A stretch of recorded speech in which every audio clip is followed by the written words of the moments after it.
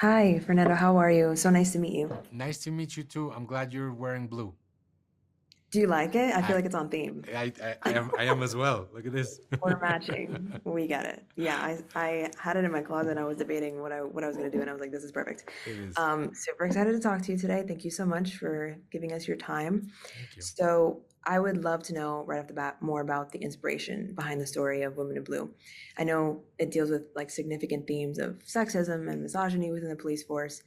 So I'm curious to know what inspired you to tell the story and what message do you hope audiences take away from it? Yeah, I thank you. I mean, I first found out about this through a friend of mine, a writer named Pablo Aramendi, who co-wrote the show.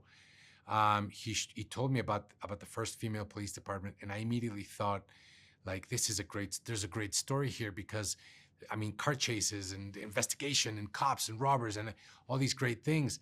And so I reached out to one of the real azules from the first graduating class, and when I spoke to her and she told me the truth, I was furious. Is the truth that these women were invited into the police, and once they were in there, they were dressed as Panam stewardesses in miniskirts and knee-high boots, and they weren't allowed to arrest anybody. They weren't allowed to investigate. They weren't allowed to leave the park. They had to direct tourists, and they were always told that the most important thing was to smile, and these kinds of things that are like that. I thought that's really when I wanted to tell the story. When I figured out that it was a manipulation tactic to distract people from two things. One, from a serial killer in fiction, but in reality, it was to distract people from the 1968 student massacre that claimed the lives of over 300 student protesters. And this is the kind of program that the government started doing in order to tell people, like, look, we've changed. The police are different now. And the incredible thing is that these women, instead of saying, well, they lied to us, we fell for it, let's go home, they all stayed there. They stayed in the police, and they kept working day to day to make the change happen. And I think that that's it. Just every day, this show became more and more necessary for me. Yeah. No, that's incredible.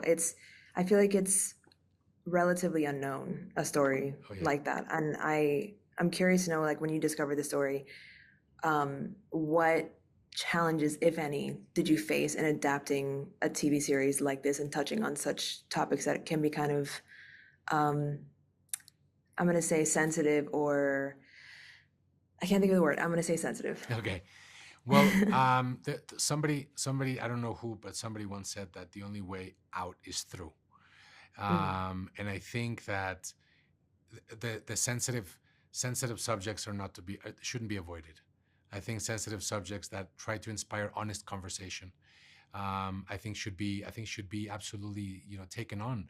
I There are many things about the Azules that make me ashamed of my country, and other things that make me very proud. I mean, just to think, my daughter's 18 years old. One of my daughters is 18 years old, and she voted for the first time this year, and she elected a woman president.